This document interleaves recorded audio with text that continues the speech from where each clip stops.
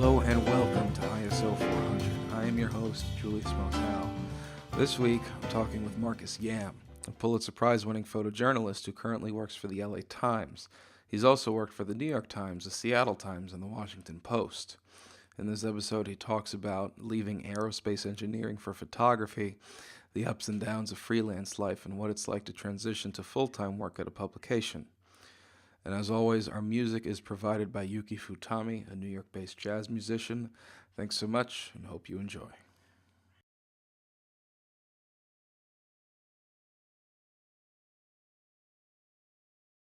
So welcome to ISO 400. Thanks so much for taking the time. I'd read on your website that you left aerospace engineering to really pursue photography, and I'm curious, what was it about photography that pulled you, and what was the switch like leaving aerospace engineering? So when I was growing up as a kid, I've always had rocket scientist or a cosmologist. Because I love learning about the universe. I wanted to figure out how the universe works. And so I just followed my dreams and went to college for it. And then somewhere along the line, I happened upon an opportunity at the Buffalo News in Buffalo, New York. I went to college at SUNY Buffalo. Okay. And a very nice gentleman, a photo editor at the Buffalo News, basically, saw the work that I did for the college newspaper and reached out, and basically we had a long chat about life, and convinced me that I had something in the making. And I wasn't convinced in the beginning. I was just like, well, I'm going to go make a lot of money and buy a boat and go fishing. But he said, and lo and behold, he just said, well, why don't you try it out? It's, if you don't like it, they do an internship, it's paid. If you don't like it, you can get on with the rest of your life, and do what you were going to do in the beginning. So I was like, why not?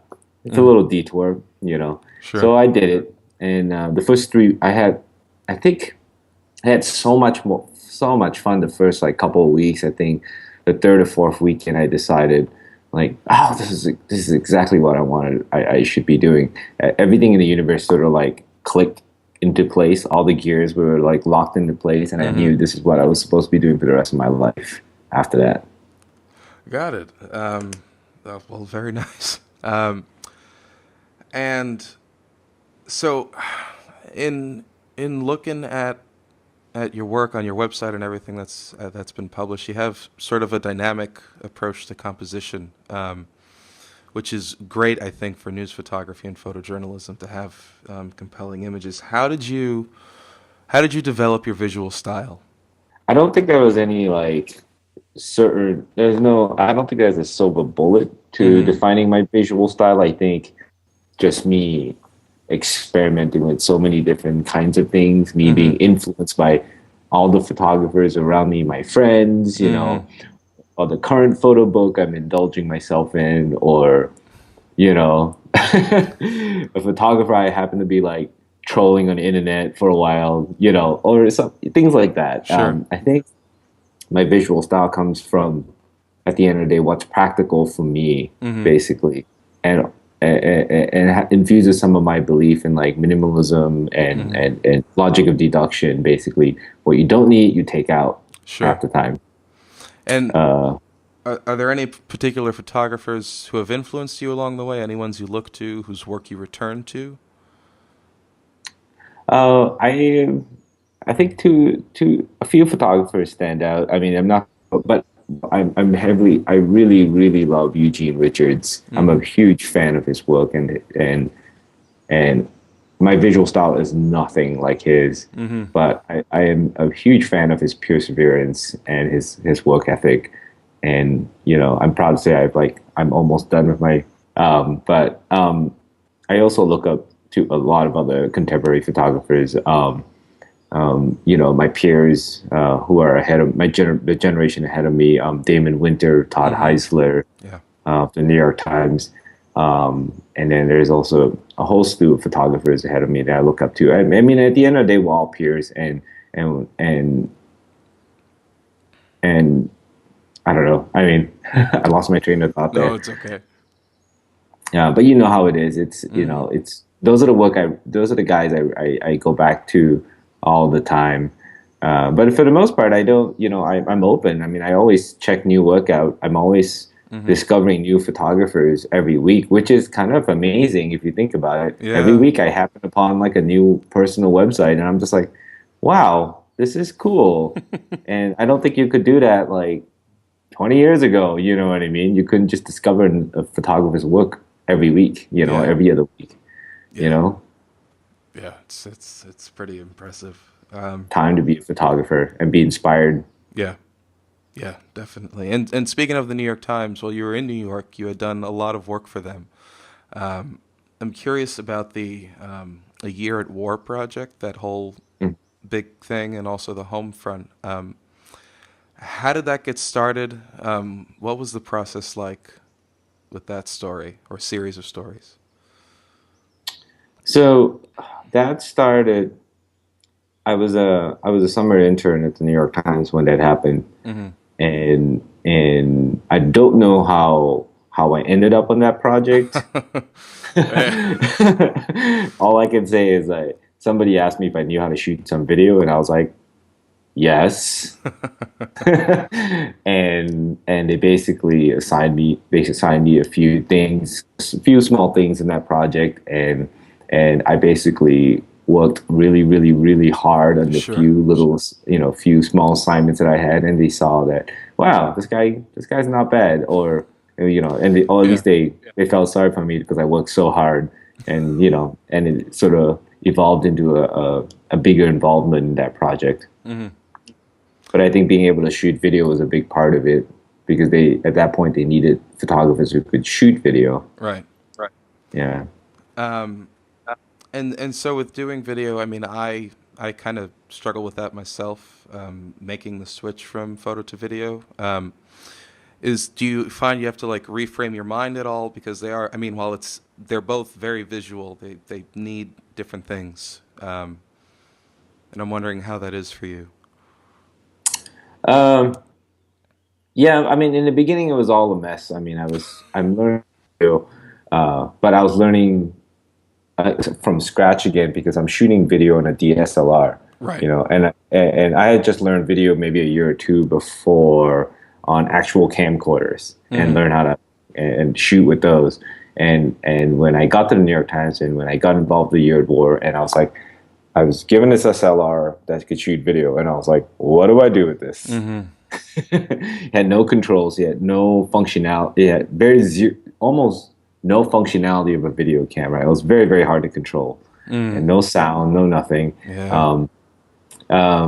But to answer your question, it was all a big experiment. I really was just playing around, but we that project lent itself well for photographers in video because they wanted video that looked like still photographs.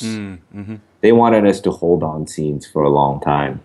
You know, it was not as much sequencing, not as much. It was kind of those picturesque videos that don't move very much. Right.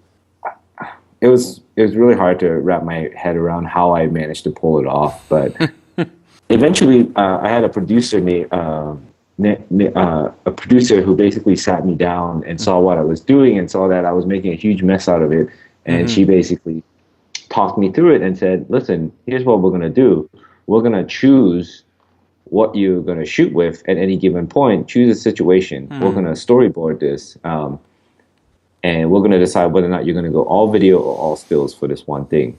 So if you're shooting a story, you know, you have the opportunity, you sort of have to make a decision on whether or not, like, all right, let's go shoot video for all of this and not shoot stills. Therefore, we don't miss a moment, we don't miss a sequence, you know, and we don't interrupt the flow of it. And for something else, we'll go shoot all stills for.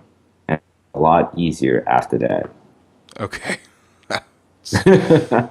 Well, it's good that you it's good that you had that, and I imagine with a project like A Year at War and the home front that came out of that, it's a huge investment, not just in time and effort, but also emotions too, because it's such a powerful story. I imagine it can be, it can be it affects you. I mean, it would affect me. How I don't know what the scope of stories you worked on before that were, but how did you learn to, I guess, navigate any particular emotions that came up and sort of stay the course as a storyteller, and not get, I guess, overwhelmed? I mean, I don't think it's any like particulars like trait that you learn on a job Sure. or a strength. I think at the end of the day, we're all human beings.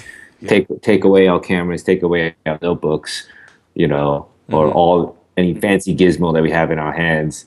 Strip away all that. We're human beings. Mm-hmm. You know, it boils down to that. How do you interact with other people going through Mm-hmm. this a tough situation? How do you talk to somebody who's grieving, or how do you you know how do you make somebody feel better? At the end of the day, it's people remember. There's a great quote from Maya Angelou, um, paraphrasing poorly, but people don't remember what you say or do Mm-hmm.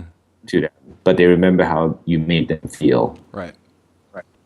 So at the end of the day, you just have to be a nice person. Mm-hmm. Yeah. No. Of course. Um, so yeah. No. It was a. I've watched the video a couple of times now with the stills and the movement. It's gorgeous. So well done No, on that, thanks. and all the accolades that came after that. Because I'd read Yeah, that it won a number of things. So it's good to see good work that gets recognized. Um, so where after so was this early in your New York Times career or yeah. I mean, I did all that like as an intern. Most of Mike? that as an intern, That's quite the and then internship. and then it moved it moved it basically spanned into my early freelance career in New York too. Mm-hmm. And then I just became a full-time freelancer in New York, Mm-hmm. mostly just stringing for the New York Times. Okay. And what were the types of stories that you worked on? Did you have a particular beat, or were you sent out to a bunch of stuff, different things? I worked on a variety of stories. I was sort of the jack of all trades when I was in New York, Mm-hmm. um, and we sort of have to be in this business in Yeah. some sense of the word. I was starting to get to know. I was starting to be known as the guy who takes on curveball assignments that weren't visual, that were Mm. tough, Okay. that you wouldn't think it's like really, really, really tough and mundane assignments. Sure. And I think that sort of laid the foundation early on in my career, uh, for what I was able to pull off sometimes, and it helped me grow as a photographer because half the time I walk in a place there's no picture to be made sometimes, Sure. and you sort of have to well, I'm just gonna have to make chicken salad out of chicken shit. So what? So if you could give me an example, like what's if you remember at least, what's a story that had very small visual potential that you were able to spin into something that worked? Huh. Oh man, I'm thumbing through my little file cabinet on top of my head of Uh, all the building mugs, all the business assignments I've shot, all all the poorly all the cloudy days where I had to shoot a portrait or a gloomy day where I had to go shoot a portrait. mhm. Uh, I mean, I can't recall one particular assignment, but I mean, we go through a lot of, I mean, we shoot, as photographers, we shoot a lot of shit. Yeah, I can safely say that, yeah. I you know. know, I know. and you shoot a lot of shit before you get to that one nugget. Mm. It's not like the way people imagine photographers, or it's not the way people envision what we do. We don't just go out and just go portfolio photo after a portfolio photo after a Right. portfolio photo. Yeah. You shoot a lot of crappy photos first, and you work your way to, and you work your assignment and you work your shoot till you get the few, like a handful of photos that you think are publishable. Right. It's almost like writing. When you start to write an essay or a story, you write a lot of shit. Yeah. You write paragraphs and paragraphs and paragraphs of just crap. And then at the end of the day, you spend the final, like, couple hours, the best 4 hours of your writing experience, just basically killing like the first 10 paragraphs that you wrote. Yeah. Yeah. No. You Yes. know? Yes. Yes. This is true. And that's very much the my approach in photography, in anything I do. Yeah. I shoot a lot of crap in the beginning, and it just works up to like a climax, and it goes up and up and up and up and up and up and up and up, and then you find it, and you once you hit that peak, I feel like you just keep hammering it as much as you can before the moment dies off and the energy just falls off. Right. Yeah, no, I completely understand. When you were in New York, did you find that there were certain stories you were pulled towards more than others, things you particularly enjoyed shooting? Not talking gloomy day portraits, but we all have a handful of stories that really, really stuck with us. In New York, I did a lot of things mostly out of necessity. Being a full-time freelancer, you're sort of at the mercy of your clients Sure. and what they want you to do. I Fortunately, New York was really busy and bopping. Was a really busy and bopping city when I was living there, and there was just a lot of news to cover. Sure. And I had my fair share of news. I got to cover, I got to watch two hurricanes come by. Yeah. I went up and covered that horrific Sandy Hook shooting, the aftermath of it, at least. Talk about a gloomy day assignment. That was truly a gloomy day assignment. And a lot of other variety of things, mostly news. And that taught me how to really lay the foundation for how to hustle as a photojournalist. Sure. Yeah. And so after New York, where did you go next? After New York, I took a position at the Seattle Times as a resident photojournalist. Full time.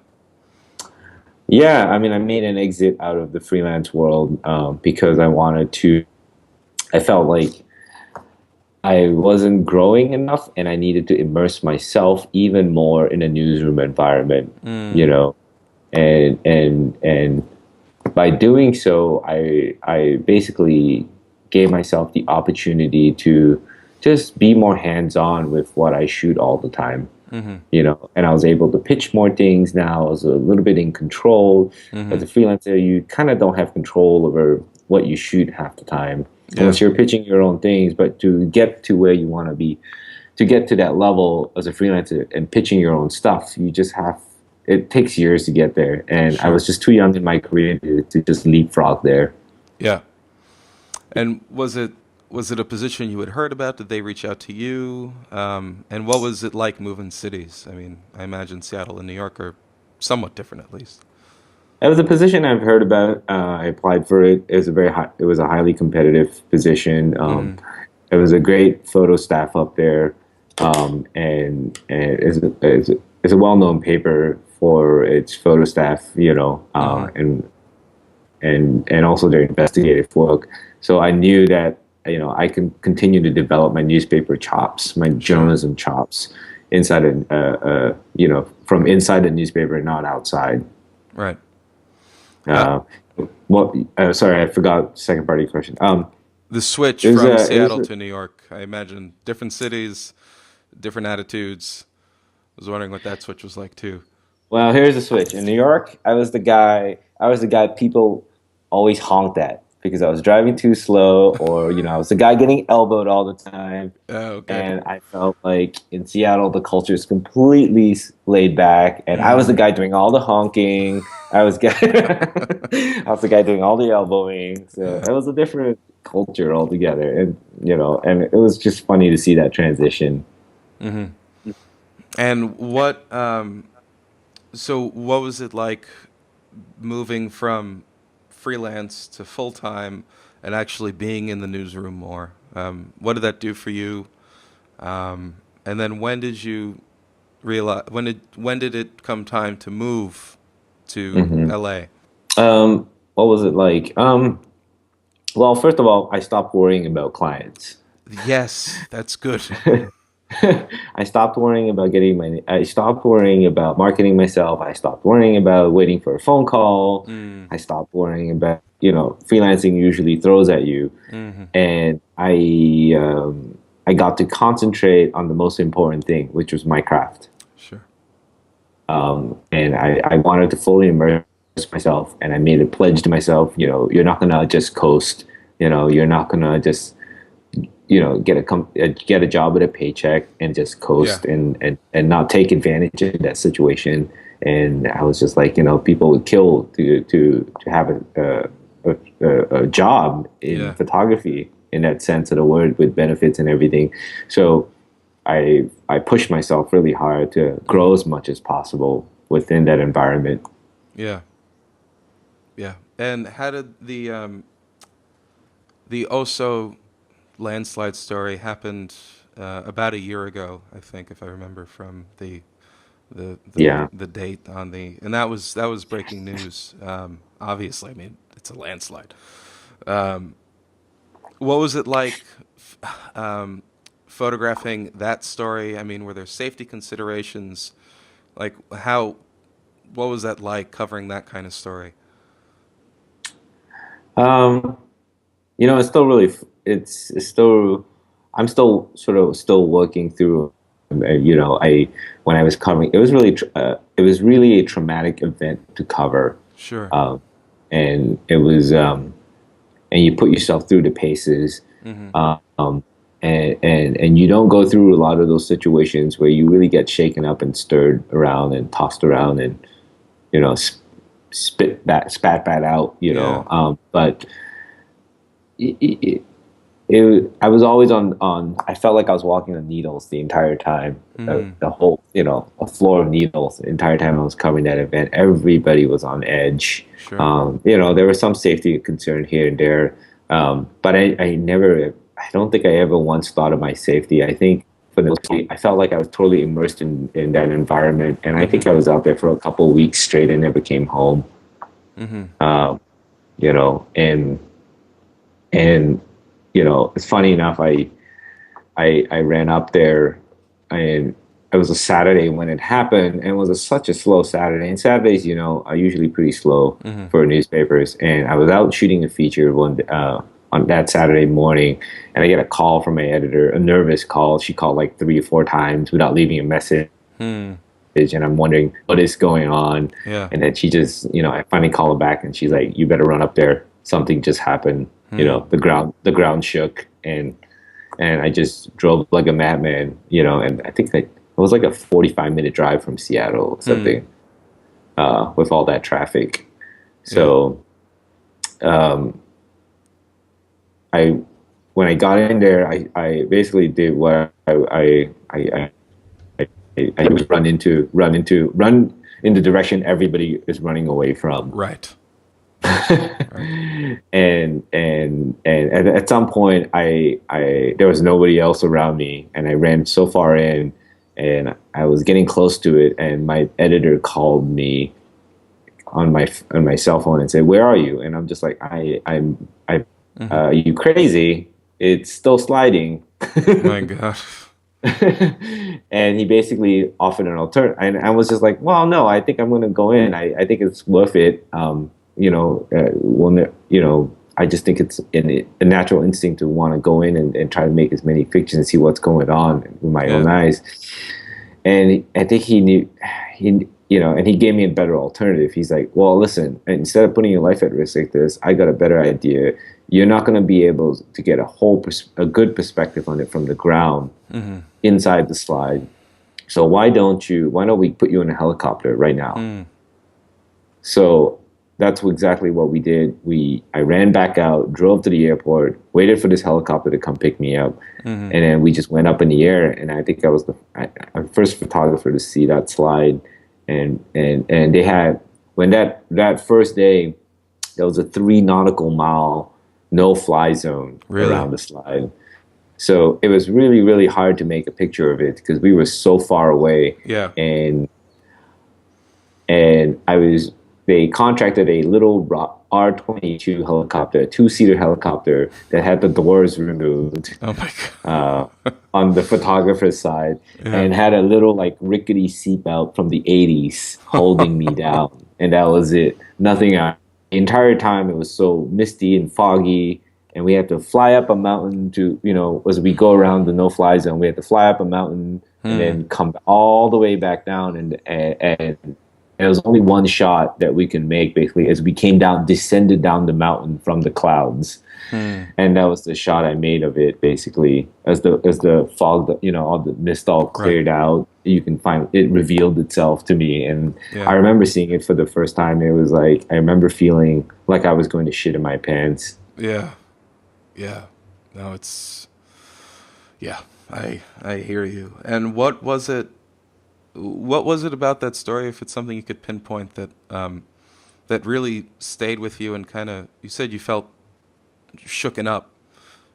What was it that stayed with you, and how did you learn to, I guess, decompress from that kind of thing? Because I imagine it can be very intense.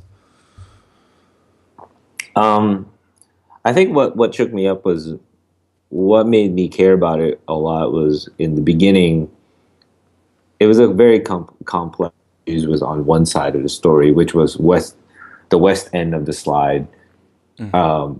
And because the west end of the slide was accessible by freeway. And what people didn't realize was there was a town called Darrington on the east side of the slide that was cut off from the world because the slide basically destroyed the road that connected this little town and the rest of the world, in that sense. I mean, there were other roads to get to it, but it was the main road in. And most of the rescue workers were from that side, and I think we realized early on, we're like, well, this is the town we need to get to. Right. Where all the actions happen, where all the people are coming from, all the volunteers, all the rescue workers are coming from there. They're all local people. They're not actual rescue workers. They're volunteers. So me and a reporter decided we're going to go. So that first night we basically divided our responsibilities. There was another photographer I worked alongside with. She took the west side. I took the east side. We drove like a 4-hour loop around like the North Mountains just to get into this little town. And I think there was something very solemn about the way everybody carried themselves there. It made me really, and it actually got me to stay there the entire time. I never left. Everybody was committed to digging out or retrieving a friend, a neighbor, a relative. And I was really, really inspired by their commitment. They're willing to work through the night, even if it meant putting themselves at risk. And it was kind of inspiring to see that, and at the same time, tragic, because nobody should ever have to do that. Yeah. No, I hear you. And what was this? Did this story happen towards the beginning of your time with the Seattle Times, towards the middle, or? It was in the middle of my tenure there. To answer your last part of your last question, I decompress by just not doing anything. I veg out for a while sometimes. That's good. I do basically this. I work nonstop sometimes for months on, without taking very little time off I sacrifice a lot of my own personal time for work, or doing some more leg work for work. And what I usually do, I get into this pattern. I learned this from my time in New York. There's nothing I think it's ingrained in my DNA. And so what I would do is I work for a couple months, I'll take a week or two off, and I'll just sleep. That's good. And that's how I heal. Not just physically, but also mentally. Yeah, no, of course. And like, what was the next story you did? I mean, how do you like? What did you move to from that? Um, The next thing I worked on after that was a multi-part series, an investigative series at the Seattle Times, actually, on lead poisoning at gun ranges. hmm.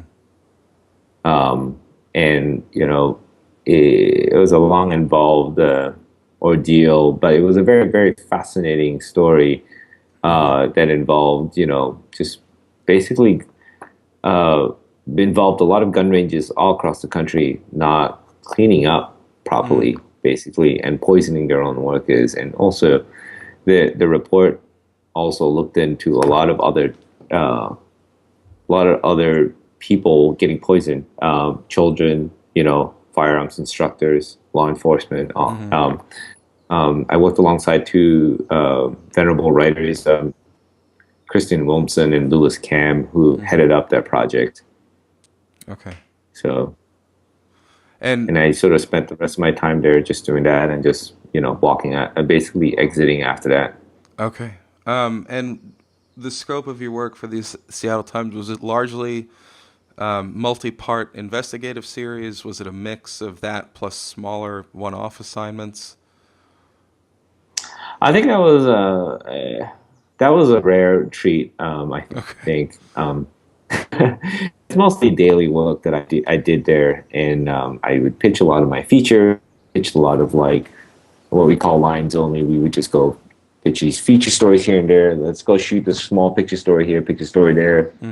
Um, and I did just a lot of that. I went on a roll just doing that. I would go on a roll sometimes and just do that for months on and nonstop.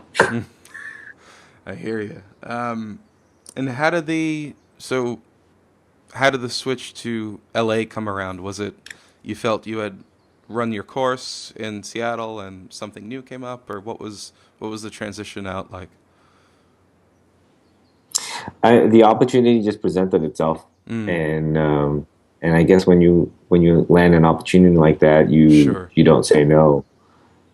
So I just said, I've never lived in LA. This is You okay. know, I've only visited, a few times, and I thought to myself, gee wee, after this. And I know, I say this because I've lived like a little bit across the eastern seaboard just doing internships. So I feel like LA is one city I've always, wanted to try to explore and was on my bucket list. I was like, why not? Yeah. California, why not? Um, so that's what I did. I just took the opportunity and moved down here and have been having a blast since I've been here. Oh, fantastic. This is it's a wonderful state. I'm no longer the guy honking and elbowing anymore That's here. I've good. sort of just blended back. I'm now the guy getting honked at again and getting elbowed again here. Very nice. And what's the scope of stuff you've been working on now for the LA Times?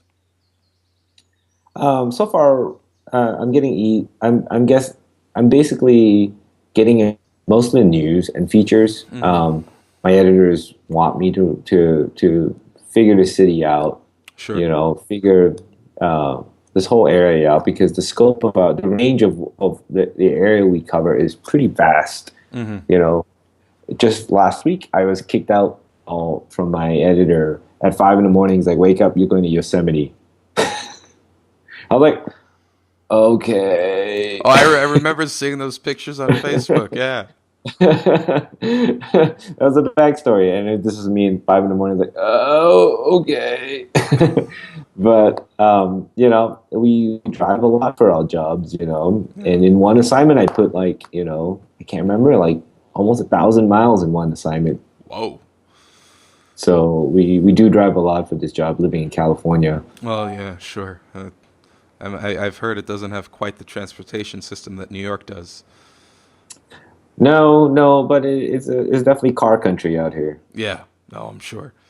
Now, do you do photography like on your own, like on the side, outside of assignments? Do you have like little passion projects you're working on? Uh, I, at this point has been like really an occupation. And oh, I wouldn't say an occupation. I have a lot of fun in my job. I don't think of it as a job as much. No, yes. I go out of my way. I would go out of my way and say it's a way of life for Mm, me, and I craft my life around my work. And I tend to live a pretty, like my friends call it, a monkish life. mm, Uh, I live in a little shoebox in downtown because I wanted to live close to work, all because I wanted to like excel. sure. So I'd work, if I'm not out shooting, I'm just reading and immersing myself in other educational material. Mm-hmm. So I don't usually spend a lot of time shooting, no time at all, if any. I tend to want to decompress and Mm. just like go for hikes or read a book or just sleep. I I completely I understand. So I'm a little bit I really really hard, and then I sleep really really really hard. I mean, I get it. I understand. Do you find that in over the course of the places you worked, freelancing mostly New York Times, and Seattle Times, and now the LA Times, are you do you find yourself pulled towards bigger projects? I know they're not always the norm, Hmm. but you've had the opportunity to work on some pretty substantial Hmm. things. Yeah, I mean, long form narratives have always interested me, Hmm. uh, and I'm always, I'm trying to I'm beginning to research like a few ideas that I've had that I want to pitch and do longer stories on. I just think that's at the end of the day where I think I want to excel in. Hmm. Whether or not I will is another question. Sure. But that's where my heart is, if possible. But I Hmm. also, am a pretty practical person. We have to do a little bit of the daily work or medium-sized stories before we get to the longer stuff. You can't just do all long stuff. And I wouldn't want to be just doing all long form Yeah, of course. assignments. I would get really bored really quick just because it'd just be the same stuff every day. And I think the beauty of this job is that you're sort of like in this blender and you're just getting thrown around all the time Yeah. and you're getting to experience all kinds of things all the time. Hmm. So yes, to answer your question, yes, that's where I think I'm going to be doing more and more, hopefully. Yeah, I hear you. I have a question about a specific image. I was looking through the singles Hmm. on your website, and there's this really lovely and somewhat surreal image of just a bunch of mailboxes in what looks like a lot. And the caption said it's a mailbox graveyard. And I was just wondering what was going on there. Any backstory to that, and I this was I was an intern at the Washington Post Mm-hmm. um, at one point, and I was assigned to do work on this story on the decline of mail going through the U.S. Postal Service, Mm-hmm. basically. And part of that story is a big, large national story, and how they're cutting budgets. They're Mm-hmm. cutting services. They're taking out mailboxes on hours and all that. So they had me follow like a couple, a mailman, and Mm-hmm. this is cool. But I don't think this illustrates the story. This is a pretty straightforward photo of people delivering mail. Right. There was once a mailbox, but there's no longer a mailbox. So it's just like this, like a footprint of a mailbox that was once there. And I thought to myself at one point, well, obviously, all these mailboxes have to end up somewhere. Yeah. Where do they go? Do they get recycled? Blah blah blah. So I pushed them hard. I pushed the postal service people hard on this, Mm-hmm. and they would say, no, it just gets recycled. They don't end up anywhere. They don't sit in a storage. They don't sit in a fact warehouse somewhere. And Mm-hmm. I basically told them there is a graveyard somewhere. I am sure of this, and they said no. There is it doesn't exist. We just recycle it immediately. I push and push and push and push, and I was so persistent. I think it was because I was so naive. I was so persistent, and they finally just like, all right, all right, all right. they just wanted to get me off their back, and they finally gave me this address, and I showed up and I met the person I've been pushing all this while, and she was like, "So finally, nice to meet you," as she rolled her eyes, and Uh, we walked into this like warehouse, and the side of this warehouse were all these mailboxes, and I was just like, "There you go." There's my mailbox graveyard, and sure enough, they just sit there. They just hmm. sit there. These mailboxes haven't been touched for a long, long time, Yeah. and they just accumulate there. They don't just go recycle them immediately. So Yeah. I got to go basically work my assignment to death once I got there, and came back with that picture to lead for the story. And I was like, ah, there you go. Persistence pays off. Yes. Yes, it does. And the image is delightfully surreal. Just the way they're all sent, and you got the little mail crate at the bottom. Looks like a little baby carriage. I mean, it's well done on getting that Oh, image. thanks. Um, Yeah, it's a big area. I just had to find I was just had to find something that worked. You know, the photo didn't show how vast this place is, but no, of course. I think the foliage is what makes it magical. Yeah. Yeah. No. Definitely. And I'm just curious with a lot of photojournalists I meet, what's in your bag? What do you take with you on assignments as far as your camera? What's your lens choice? Oh, yeah, hmm. I've since trimmed down. I mean, I think if you somebody asked me this once, and I wrote an article about it somewhere online, and I I think it was many years ago when I was still in New York, and it was a pretty like hefty bag that I carried around in New York, Hmm. like I can't remember, like five lenses, two bodies Ooh. back then, five lenses, two bodies, and a Oh, laptop all in the shoulder that's bag, heavy. something redunculous like that. But today I'm proud to say I only carry a little backpack with a computer in it, with all the things I need to make that computer work. And I'm a pretty simplistic guy. I've just, I if I don't have to carry it, I won't. And I pretty much shoot with a 24 to 70, and I have a little pouch that carries a 7200, Okay. and that's pretty much it. And I keep a spare body with me, but I don't necessarily pull it out unless it's a news assignment. Sure. If I'm shooting like a daily story or a feature or whatever, I tend to I like using just one body, one lens, and have the longer lens in the backpack basically, Hmm. um, and don't do much with it. But yeah, I mean, I keep so I don't have to carry as much. I'm trying to be nice to my body, because I'm looking at all my friends who are much older, older photographers, and I can't imagine how much they carried back in the film days. Yeah. But uh, their bodies aren't doing too well today because of it. So I told myself, if I start now, I'm just going to have an easier time when I get to that age. Yeah. Yeah. Yeah. No, I get it. Yeah. Yeah, I'm just one camera, one lens. That's all I typically take with me. Um, Yeah, I'm the same way. And if, half the time it's like, I used to shoot a lot with primes because I love that look, but, mm, after having shot news for so long, it was just, it wasn't practical enough sure. sometimes, Yeah. and so half the time I'm a firm believer that, if you just walked, that sort of replaced the zoom lens, Yeah. the long lens at least, So I just shoot the 24-70 suffices Oh yeah. 90% of the time. Yeah. That's something I ask everyone in the course of these interviews.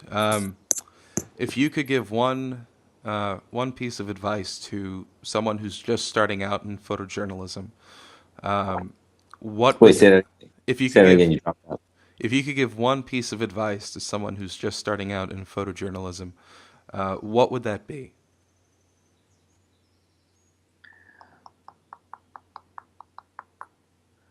I would say, well, this is a tough one. I, it's hard. It's different for everybody, but I Hmm. would say I would say, just fall in love. Hmm. I think it's the most important thing. I Mm-hmm. think if you fall in love, you you are more in touch with yourself. Mm-hmm. I think, and when you're more in touch with yourself, you grow emotionally in so many ways, and I think that really helps with photography. Mm-hmm. Um, I think you can't just dive into it, making very technically superb photos. They go up to a certain level, but I think if you are not emotionally developed, um, your photos come across that way. Hmm. All right. Very Yeah. nice. It's good. It's the Well, first yeah. time I heard that sort of Well, I advice. mean, it's It's true. I mean, it's if you're good. not emotionally developed, your photos can come across Sure. that you're not emotionally developed because you don't know how to feel. You're not empathetic. Mm. You don't know what the person's going through. You don't know how to read body language. You don't know Mm. how to, there are all these subtleties that you learn. But I think, that's part of it, but that comes with time, I think, at the end of the day. Yeah. No, definitely. And fantastic. And thank you so much for taking the time to do this. It was great to finally meet you and talk with you. And you've done some fantastic work, I think, and will continue to. Oh, likewise. Thank you. Yeah, of course. Happy to be here. Yeah, thanks so much for watching. This has been ISO 400. If you'd like to see more of Marcus's work, you can go to his website, marcusyam.com, or you can follow him on Instagram at yamphoto. And if you like what we do, please hit subscribe down below and share this with your friends. Thanks so much, and see you next time.